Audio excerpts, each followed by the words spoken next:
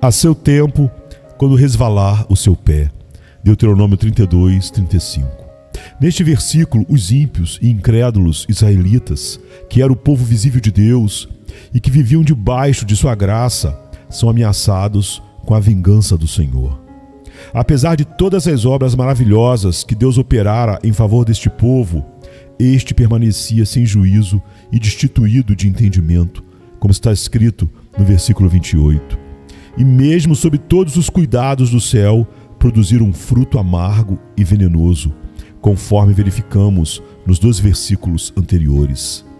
A declaração que escolhi para o meu texto, a seu tempo, quando resvalar o seu pé, parece subentender as seguintes questões relativas à punição e destruição que aqueles ímpios israelitas estavam sujeitos a sofrer. 1. Que eles estavam sempre expostos à destruição, assim como está sujeito a cair todo aquele que se coloca de pé ou anda por lugares escorregadios. A maneira como serão destruídos vem aí representada pelo deslize de seus pés. A mesma citação encontramos no Salmo 73, 18 e 19. Tu certamente os põe em lugares escorregadios e os fazes cair na destruição. 2. Faz supor também que estavam sempre sujeitos a uma súbita e inesperada destruição, à semelhança daquele que anda por lugares escorregadios e a qualquer instante pode cair. O ímpio não consegue prever se no momento ficará de pé ou se em seguida cairá. Quando cai, cai subitamente, sem aviso, como está escrito também no Salmo 73, 18 e 19. Tu certamente os põe em lugares escorregadios e os fazes cair na destruição, como ficam de súbito assolados, totalmente aniquilados de terror. 3. Outra coisa implícita no texto é que os ímpios estão sujeitos a cair por si mesmos, sem serem derrubados pelas mãos de outrem, pois aquele que se detém ou anda por terrenos escorregadios não precisa mais do que o seu próprio peso para cair por terra. 4. E também a razão pela qual ainda não caíram e não caem é por não haver chegado ainda o tempo determinado pelo Senhor. Pois está escrito que quando este tempo determinado ou escolhido chegar, seu pé irá resvalar. E então serão entregues à queda, para a qual já estão predispostos por causa do próprio peso. Deus não os susterá mais em lugares escorregadios, mas vai deixá-los sucumbir. Então, nesse exato momento, cairão em destruição, à semelhança daqueles que transitam em terrenos escorregadios, à beira de precipícios, e não conseguem se manter de pé sozinhos, caindo imediatamente e se perdendo ao serem abandonados. Eu insistiria agora no exame maior das seguintes palavras: não há nada a não ser a boa vontade de Deus que impeça os ímpios de caírem no inferno a qualquer momento. Por mera boa vontade de Deus, me refiro à sua vontade soberana, ao seu livre-arbítrio, o qual não é restringido por nenhuma obrigação, nem tolhido por qualquer tipo de dificuldade. Em última análise, sob qualquer aspecto, nada, exceto a vontade de Deus, tem poder para preservar os ímpios da destruição por um instante sequer. A verdade dessa observação transparecerá nas seguintes considerações. 1. Não falta poder a Deus para lançar os ímpios no inferno a qualquer momento. A mão dos homens não é suficientemente forte quando Deus se levanta. O mais forte deles não tem poder para resistir-lhe e ninguém consegue se livrar de suas mãos. Ele não só pode lançar os ímpios no inferno, como pode fazê-lo com a maior facilidade. Muitas vezes, uma autoridade terrena encontra grande dificuldade em dominar um rebelde, o qual acha meios de se fortalecer e se tornar mais poderoso pelo número de seguidores que alicia. Mas com Deus não é assim. Não há força que resista ao seu poder. Mesmo que as mãos se unam e que enormes multidões de inimigos do Senhor juntem suas forças e se associem, serão todos facilmente despedaçados. São como montes de palha seca e leve diante de um furacão, ou como grande quantidade de restolho perto de chamas devoradoras. Nós achamos fácil pisar e esmagar uma lagarta que se arrasta pelo chão. Achamos fácil também cortar ou chamuscar um fio de linha fino que segura alguma coisa. Então, é simples para Deus, quando lhe apraz, lançar seus inimigos no inferno profundo. Quem somos nós que imaginamos poder resistir àquele diante do qual, de sua repreensão, o universo treme e perante quem as pedras tombam? 2. Eles merecem ser lançados no inferno. Assim, a justiça divina não se interpõe no caminho dos ímpios, nem faz objeção pelo fato de Deus usar seu poder para destruí-los a qualquer momento. Muito pelo contrário, a justiça fala assim da árvore que produz frutos maus. Pode cortá-la, para que está ela ainda ocupando inutilmente a terra. Lucas 13, verso 7. A espada da justiça divina está o tempo todo erguida sobre suas cabeças, e somente a mão de absoluta misericórdia e a mera vontade de Deus podem detê-la. 3. Os ímpios já estão debaixo da sentença de condenação ao inferno. Eles não só merecem ser lançados ali, mas a sentença da lei de Deus, esse preceito de eterna e imutável retidão que o Senhor estabeleceu entre si mesmo e a humanidade, também se coloca contra eles. E assim os mantém. Portanto, tais homens já estão destinados ao inferno. O que não crê já está julgado. João 3,18. Assim, todo impenitente pertence verdadeiramente ao inferno. Ali é o seu lugar, ele é de lá, como lemos em João 8,23. Vós sois cá de baixo, e para lá é destinado. Este é o lugar que a justiça, a palavra de Deus e a sentença da sua lei imutável reservam para ele. 4. Assim sendo, eles são objetos da ira e da indignação de Deus, que se manifestam através dos tormentos do inferno. E a razão de não descerem ao inferno agora mesmo não é pelo fato do Senhor, em cujo poder se encontram, estar menos irado com eles no momento, ou pelo menos não tão encolerizado como está com aquelas miseráveis criaturas a quem ele atormenta no inferno, as quais experimentam e sofrem ali a fúria de sua indignação. Sim, Deus se acha muito mais furioso com um grande número de pessoas que está vivendo na terra agora, talvez de modo tranquilo e confortável, do que com muitos daqueles que estão experimentando as chamas do inferno. Portanto, a razão por que Deus ainda não abriu a sua mão e os liquidou não é por ele não se importar com suas iniquidades, ou não se ofender. O Senhor não se parece com eles, embora pensem que sim.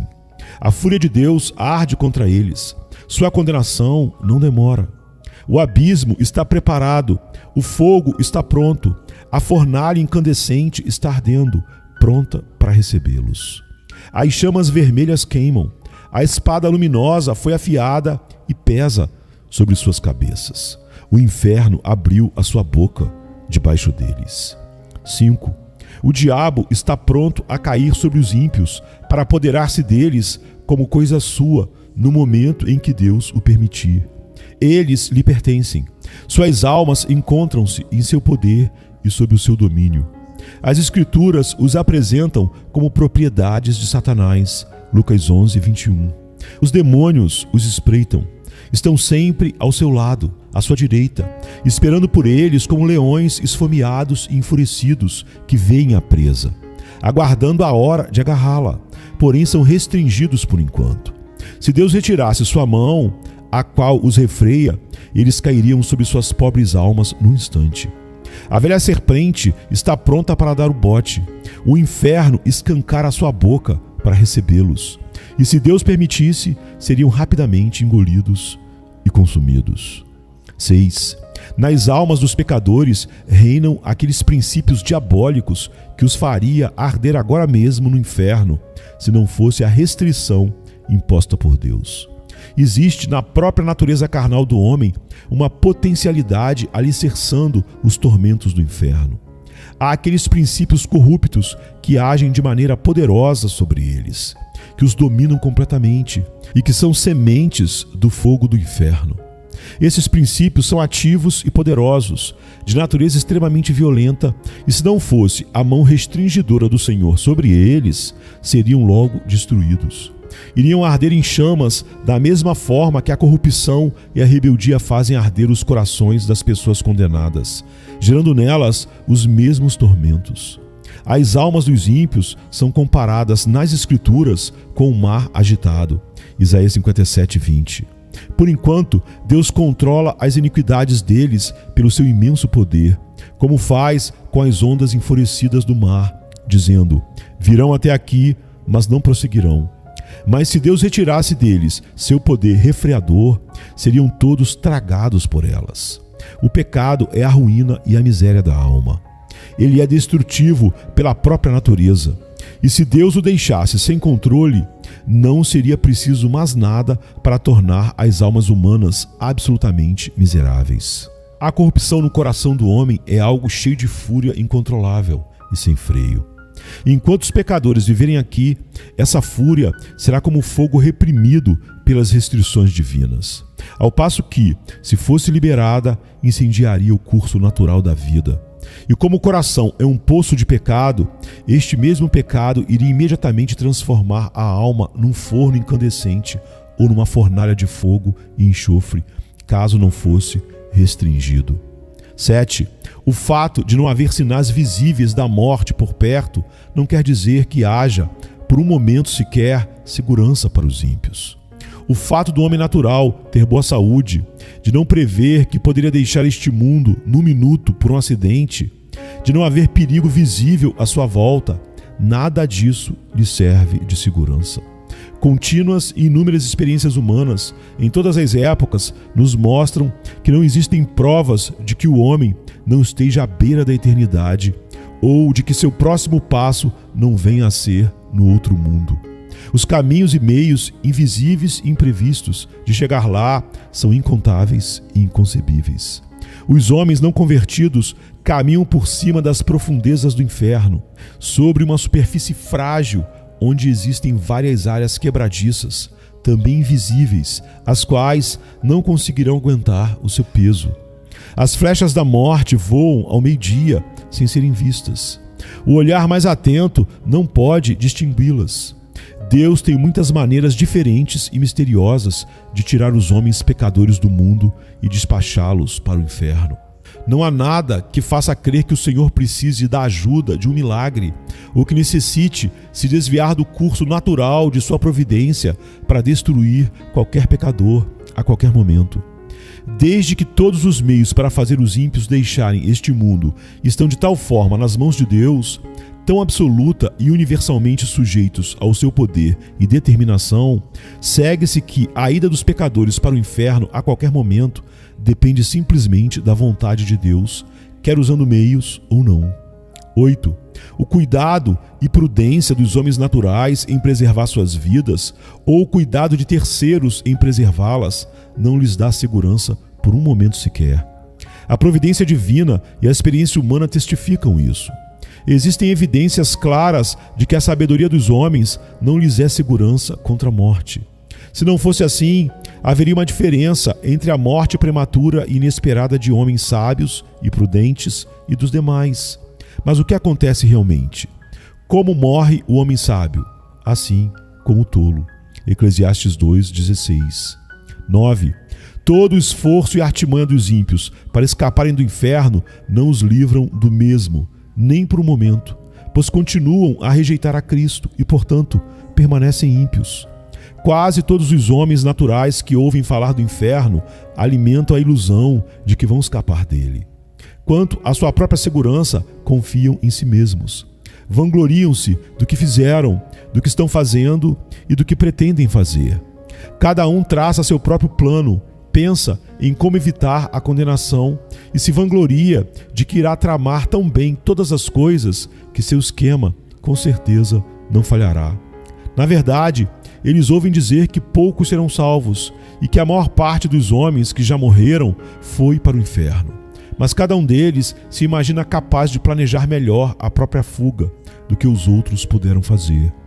Dentro de si mesmos, dizem que não pretendem ir para este lugar de tormento e que pretendem tomar todo o cuidado necessário, esquematizando as coisas de tal forma a não terem possibilidade de falhar.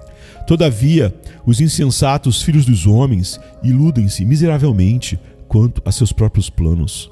A confiança que depositam na própria força e sabedoria é o mesmo que confiar na fragilidade de uma sombra. A maior parte daqueles que antes viveram debaixo da dispensação da graça e agora estão mortos, sem dúvida alguma, foi para o inferno. E não é por terem sido menos espertos do que os que ainda estão vivos, nem por terem planejado as coisas de tal forma que não lhes assegurou o escape.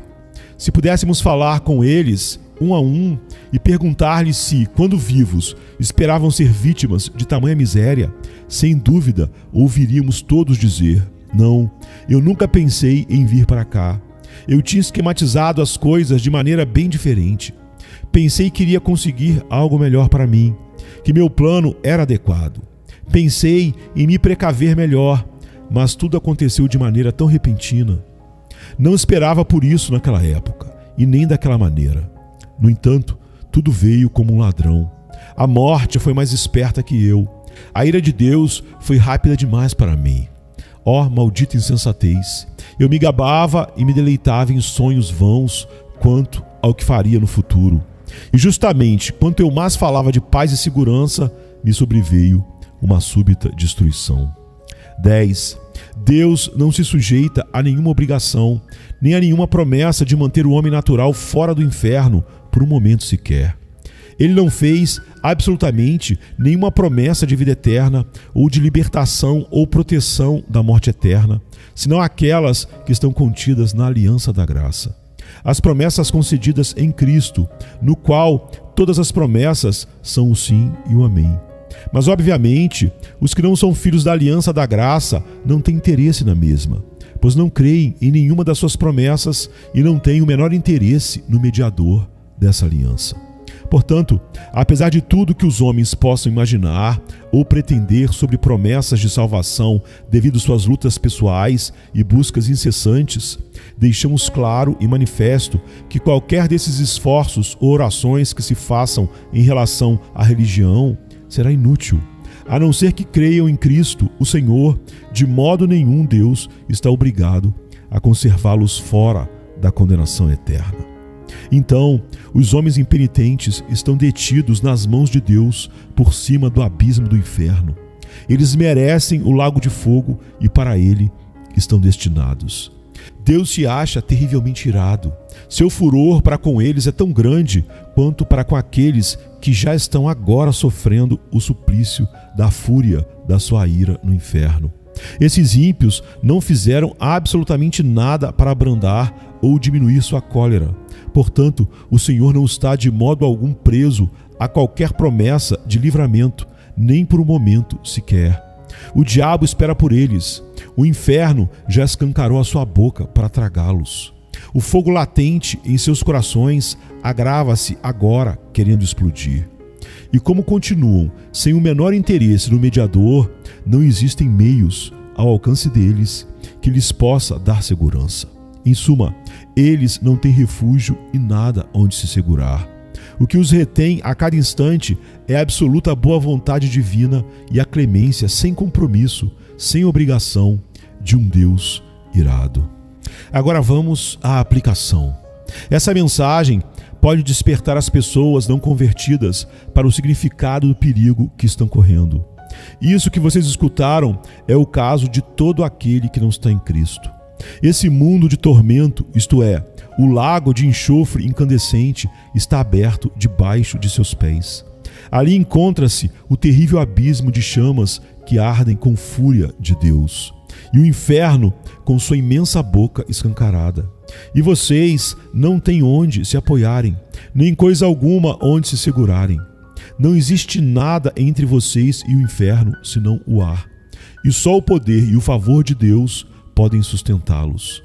Provavelmente, vocês não têm consciência dessas coisas. Acham que vão conseguir se livrar do inferno e não veem nisso tudo a mão de Deus. E olham as coisas ao seu redor, como o bom estado de sua saúde física, os cuidados que tomam de suas vidas, e os meios que usam para a sua própria preservação. Mas essas coisas não representam nada. Se Deus retirasse sua mão, elas de nada valeriam para impedir-lhes a queda. Elas valem tanto como a brisa tênue que tenta sustentar uma pessoa no ar. Suas iniquidades fazem vocês pesados como chumbo, pendentes para baixo, pressionados em direção ao inferno pelo próprio peso. E se Deus permitisse que caíssem, vocês afundariam imediatamente, desceriam com a maior rapidez e mergulhariam nesse abismo sem fundo. Sua saúde, seus cuidados e prudência, seus melhores planos, toda a sua retidão, de nada valeriam para sustentar e conservar vocês fora do inferno. Seria como tentar segurar uma avalanche de pedras com uma teia de aranha. Se não fosse a misericórdia de Deus, a terra não suportaria vocês por um só momento, pois são uma carga para ela. A natureza geme por causa de vocês.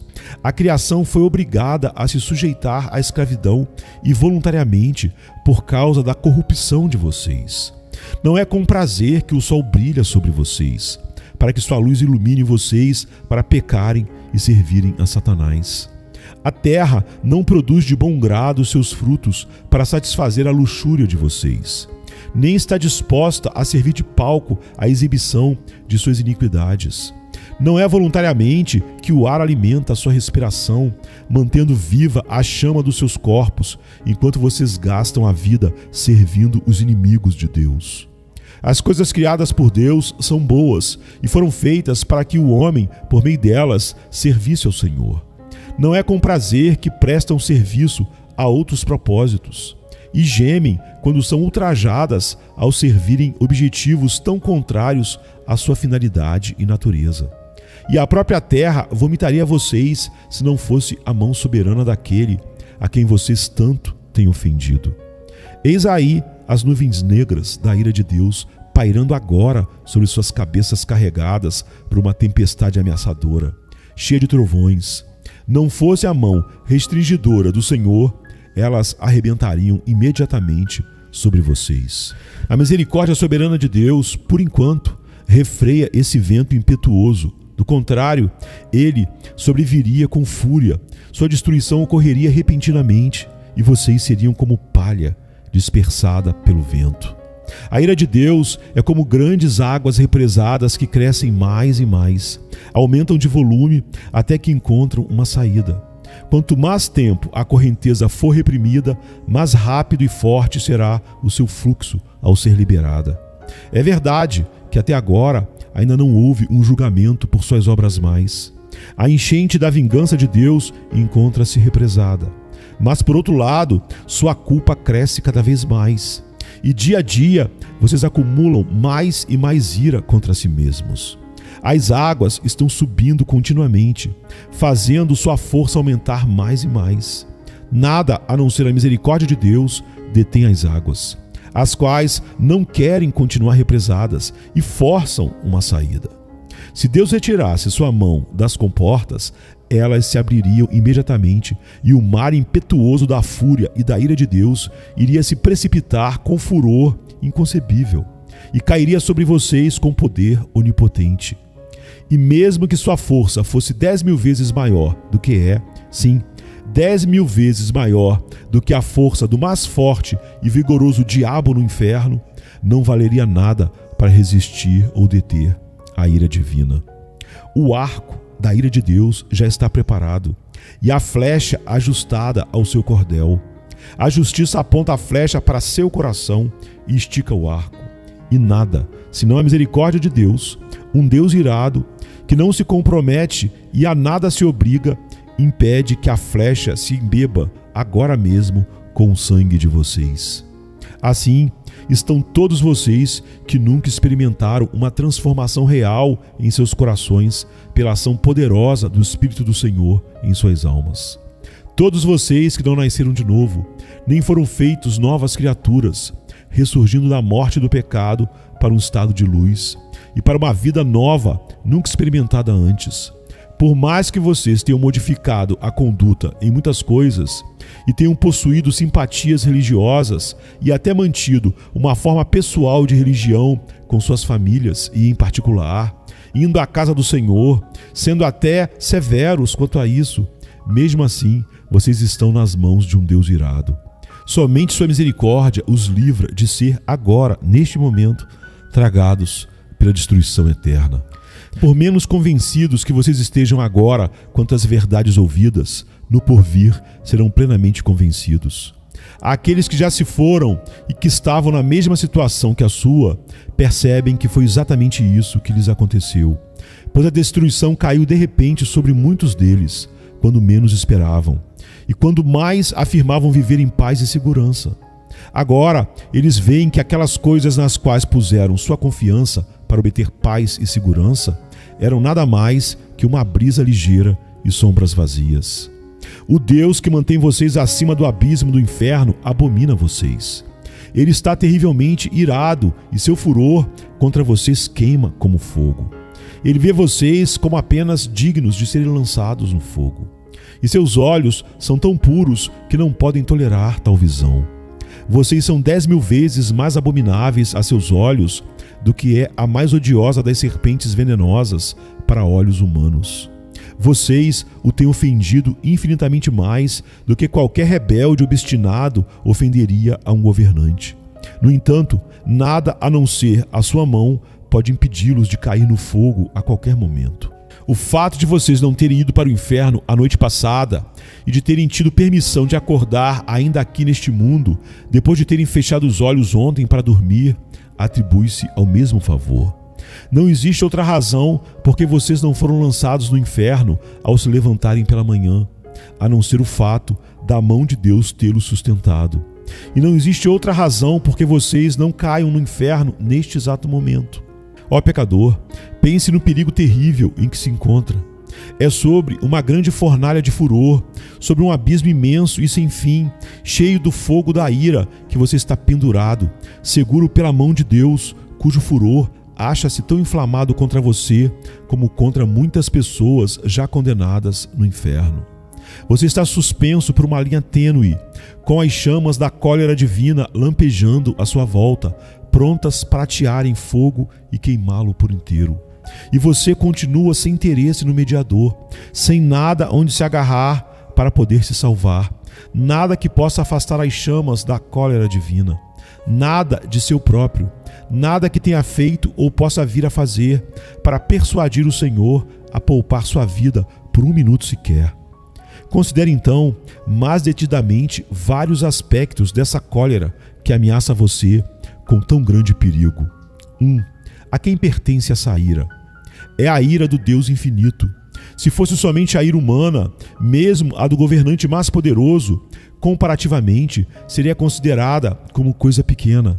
A ira dos reis é bastante temida, principalmente dos monarcas absolutos, que possuem os bens e as vidas de seus súditos inteiramente sob o seu poder para serem usados quando bem entenderem. Como o bramido do leão é o terror do rei, o que lhe provoca a ira peca contra a sua própria vida. Provérbios 20:2. O súdito que enfurece esse tipo de governante arbitrário sofre os maiores tormentos que se possa conceber, ao que o poder humano possa infligir. Entretanto, os maiores principados da terra, em toda a sua grandeza, majestade e poder, mesmo revestidos de seus grandes terrores, não são mais do que vermes débeis e desprezíveis que rastejam no pó, quando comparados com o grande e todo-poderoso Criador e Rei dos céus e da terra. Mesmo quando estão enraivecidos e sua fúria chega ao máximo, é muito pouco o que podem fazer.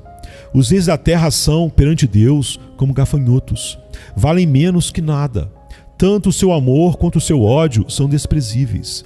A ira do grande Rei dos reis é muito mais terrível do que a deles, tal como é maior a sua majestade. Digo-vos, pois, amigos meus, não temais os que matam o corpo e, depois disso, nada mais podem fazer. Eu, porém, vos mostrarei a quem deveis temer. Temei aquele que, depois de matar, tem poder para lançar no inferno. Sim, digo-vos, a esse deveis temer. Lucas 12, 4 e 5. 2. É a ferocidade de sua ira que vocês estão expostos. Lemos com frequência sobre a ira de Deus, como por exemplo em Isaías 59:18. Segundo as obras deles, assim retribuirá furor aos seus adversários. E também em Isaías 66, versículo 15. Porque eis que o Senhor virá em fogo, e os seus carros como um torvelinho, para tornar a sua ira em furor e a sua repreensão em chamas de fogo. E assim é em muitos outros lugares da Bíblia. Lemos também em Apocalipse 19:15, o lagar do vinho do furor da ira do Deus Todo-Poderoso. Essas palavras são incrivelmente aterradoras. Se estivesse escrito apenas a ira de Deus, isso já nos faria supor algo bastante temível. Mas está escrito o furor da ira de Deus, ou seja, a fúria de Deus, o furor de Jeová. Ó, quão terrível deve ser esse furor! Quem pode exprimir ou conceber o que essas palavras contêm? Contudo, não é apenas isso que está escrito, e sim o furor da ira do Deus Todo-Poderoso. Essas palavras dão a entender que uma grande manifestação do seu poder onipotente vai acontecer. Através dela, ele infligirá aos homens todo o furor de sua ira. Assim como os homens costumam manifestar sua própria força através do furor de sua ira, a onipotência divina irá, da mesma forma, se enfurecer e se manifestar. Então, qual será a consequência de tudo isso? O que será do pobre verme que vier a sofrer todo esse mal? Que mãos serão tão fortes e que coração conseguirá suportar tanto furor? A que terrível, inexprimível e inconcebível abismo de miséria irá chegar a pobre criatura humana que será vítima disso tudo? Pensem bem, vocês que estão aqui agora e que permanecem em estado pecaminoso. O fato de Deus vir a efetivar o furor da sua ira torna implícito que ele infligirá esse castigo sem compaixão. Quando Deus olhar a indescritível aflição do seu estado e vir como seus tormentos são absolutamente desproporcionais à sua força e como suas pobres almas estão esmagadas, imersas em trevas eternas, não terá compaixão de vocês, não irá deter a execução da sua ira ou, de forma alguma, tornar mais leve sua mão. Nessa hora, Deus não usará de misericórdia para com vocês, nem conterá seu vento impetuoso. Ele não terá consideração para com o seu bem-estar e nem irá evitar que vocês sofram. Na verdade, fará com que sofram na medida exata que sua rigorosa justiça vier a requerer. Nada será modificado só pelo fato de ser difícil para vocês suportarem. Pelo que também eu os tratarei com furor. Os meus olhos não pouparão, nem terei piedade. Ainda que me gritem aos ouvidos em alta voz, nem assim os ouvirei. Ezequiel 8:18. Deus está pronto agora a usar de compaixão para com vocês. Hoje é o dia da misericórdia. Vocês podem clamar neste instante e ter esperanças de alcançar sua graça. Mas quando o dia da misericórdia passar, seu lamento, o pranto mais doloroso, os gritos serão em vão. No que diz respeito ao seu bem-estar, vocês estarão completamente perdidos e alienados de Deus. O Senhor não terá outra opção senão a de entregá-los ao sofrimento e à miséria. E vocês continuarão não tendo outra perspectiva, pois serão vasos de ira, preparados para a destruição. Não haverá outro uso qualquer para tais vasos, senão o de enchê-los da ira de Deus. Quando clamarem ao Senhor, Ele estará tão longe de consolá-los que, inclusive, está escrito a esse respeito que Deus irá simplesmente rir e zombar de vocês, como está em Provérbios 1, 25 e 26 e etc. Vejam quão terríveis são essas palavras do grande Senhor. O lagar eu o pisei sozinho, e dos povos nenhum homem se achava comigo. Pisei as uvas na minha ira, no meu furor as esmaguei, e o seu sangue me salpicou as vestes e me manchou o traje todo. Isaías 63, 3. É quase impossível se conceber palavras que tragam em si uma manifestação maior dessas três coisas: desprezo, ódio e fúria de indignação. Se clamarem a Deus por consolo, Ele estará longe de querer vir consolar vocês ou de querer demonstrar-lhes qualquer interesse ou favor. Ao contrário, o Senhor simplesmente irá esmagá-los sob seus pés. E apesar de saber que, ao pisoteá-los, vocês não poderão suportar o peso da sua onipotência, ainda assim ele não vai se importar.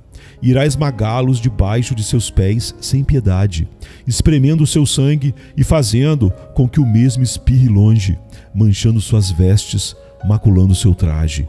Ele não só irá odiá-los, como devotará a vocês o maior desprezo. Lugar algum será considerado próprio para vocês, a não ser debaixo de seus pés, para serem pisados como a lama das ruas. 3.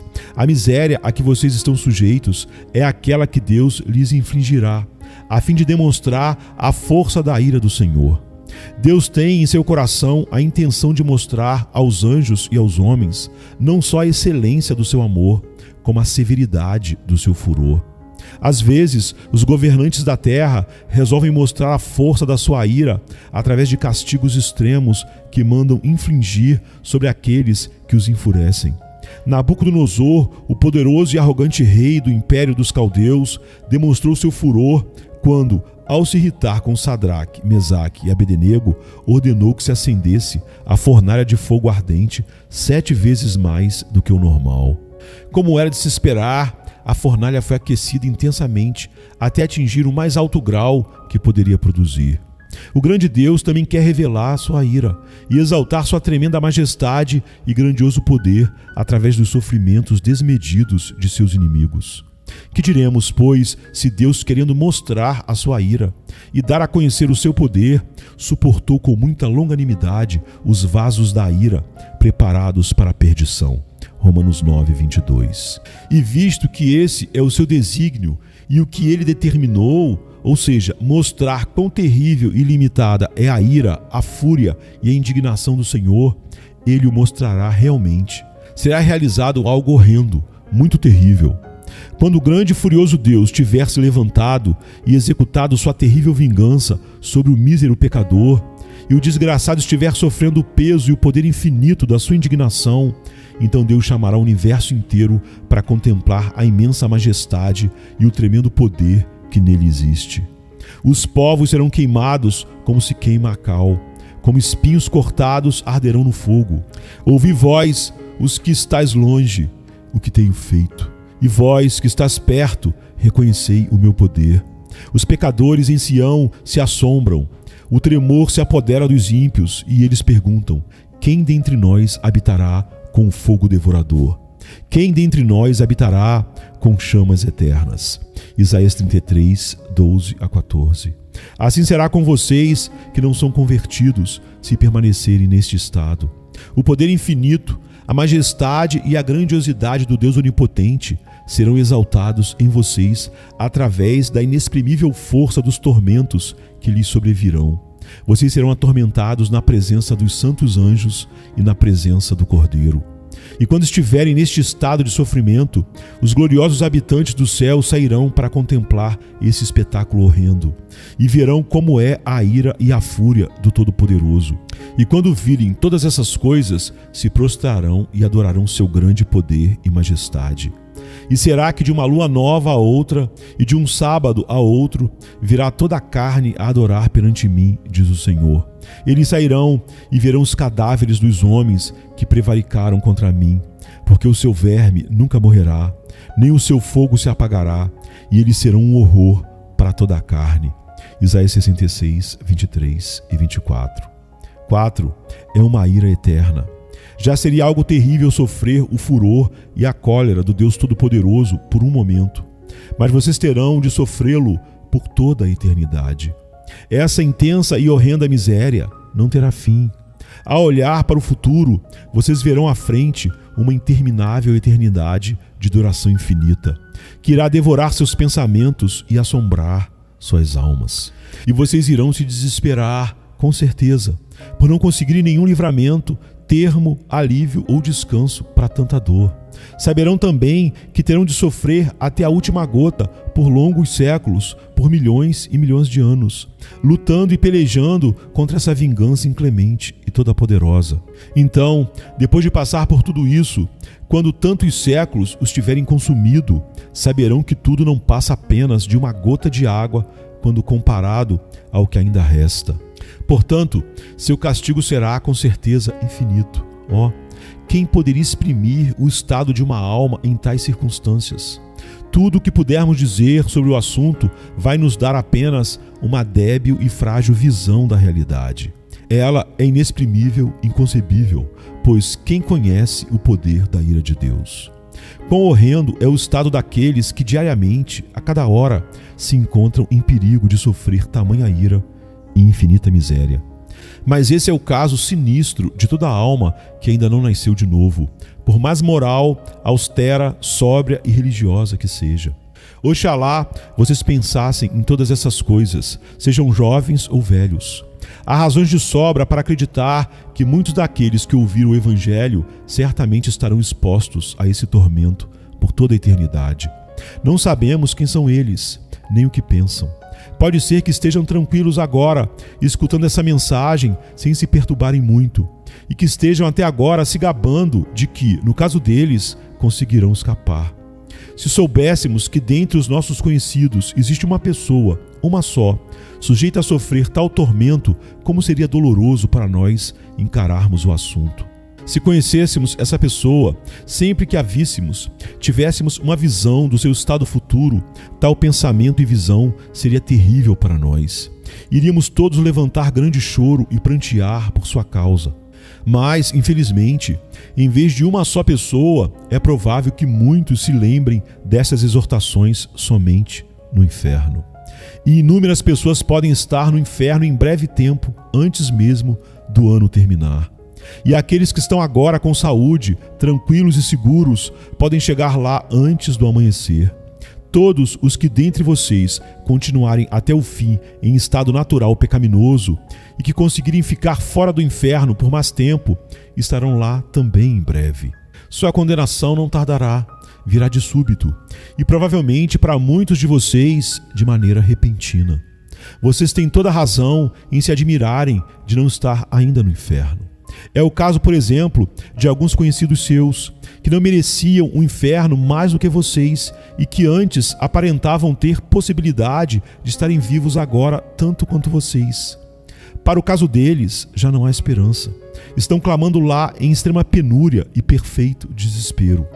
Mas aqui estão vocês, na terra dos vivos, cercados pelos meios de graça, tendo a grande oportunidade de obter a salvação, o que não dariam aquelas pobres almas condenadas, desesperadas pela oportunidade de viver mais um só dia, como o que vocês desfrutam neste momento. E agora, vocês têm uma excelente ocasião. Hoje é o dia em que Cristo abre as portas da misericórdia de par em par e se coloca de pé, clamando e chamando em alta voz aos pobres pecadores. Este é o dia em que muitos estão se reunindo a Ele, se apressando em chegar ao reino de Deus. Inúmeras estão vindo diariamente do norte, sul, leste e oeste. Muitos que estavam até bem pouco tempo nas mesmas condições miseráveis que vocês, estão felizes agora, com os corações cheios de amor por aquele que os amou primeiro e os lavou de seus pecados com seu próprio sangue, regozijando-se na esperança de ver a glória de Deus. Como é terrível ser deixado para trás num dia assim. Ver os outros se banqueteando enquanto vocês estão penando e se definhando. Ver os outros se regozijando e cantando com alegria no coração, enquanto vocês só têm motivos para prantear por causa do sofrimento de seus corações e de lamentar por causa das aflições de suas almas. Como podem vocês descansar por um momento sequer em tal estado de alma? Será que suas almas não são tão preciosas como as almas daqueles que, dia a dia, estão se juntando ao rebanho de Cristo? Não existem, porventura, muitos que, apesar de estarem há longo tempo neste mundo, até hoje não nasceram de novo e por isso são estranhos à comunidade de Israel e nada têm feito durante a vida a não ser acumular ira sobre ira para o dia do castigo? Ó senhores, o caso de vocês é, sem dúvida, extremamente perigoso. A dureza de seus corações e sua culpa são imensas. Acaso vocês não veem como geralmente pessoas de sua idade são deixadas para trás na dispensação da misericórdia de Deus? Vocês precisam refletir e despertar do seu sono, pois jamais poderão suportar a fúria e a ira do Deus infinito. E vocês, que são rapazes e moças, irão negligenciar este tempo precioso que desfrutam agora, quando tantos outros jovens da sua idade estão renunciando às futilidades da juventude e correndo céleres a Cristo.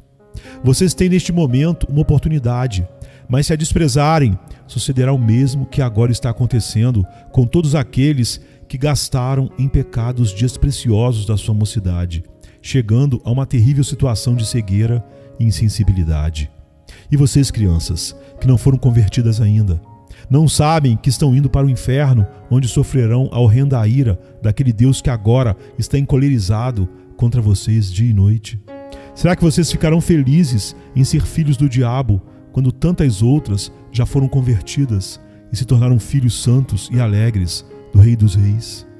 Oxalá todos aqueles que ainda estão fora de Cristo, pendentes sobre o abismo do inferno, quer sejam senhoras e senhores idosos, ou pessoas de meia idade, quer jovens ou crianças, que possam dar ouvido agora aos chamados da palavra e da providência de Deus. Este ano aceitável do Senhor, que é um dia de grandes misericórdias para alguns, sem dúvida será um dia de extremo castigo para outros. Quando negligenciam suas almas, os corações dos homens se endurecem, e sua culpa aumenta rapidamente. Podem estar certos, porém, que agora será como foi nos dias de João Batista. O machado está posto à raiz das árvores, e toda árvore que não produz fruto deve ser cortada e lançada no fogo. Portanto, todo aquele que está fora de Cristo, desperte e fuja da ira vindoura. A ira do Deus Todo-Poderoso paira agora sobre todos os pecadores. Que cada um fuja de Sodoma. Livra-te, salva a tua vida, não olhes para trás, nem pares em toda a campina. Foge para o monte, para que não pereças.